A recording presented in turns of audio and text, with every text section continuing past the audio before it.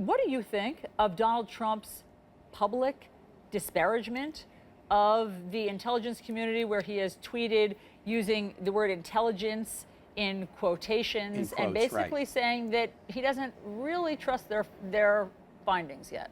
Well, I'm shocked when he is quoting Julian Assange, who is wanted for sexual assault crimes in Sweden, as some kind of authority on this.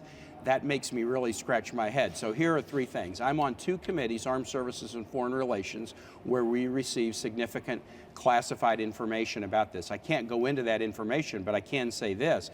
Those intelligence professionals, who I respect, have reached a unanimous conclusion that Russia engaged in cyber attacks on the presidential election with the goal of influencing it in favor of the election of Donald Trump.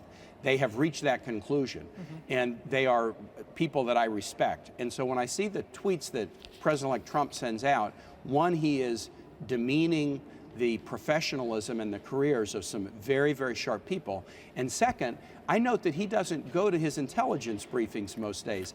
I do go to my intelligence briefings, and I know what the evidence is. If he went to his intelligence briefings, maybe he'd have a different conclusion about this.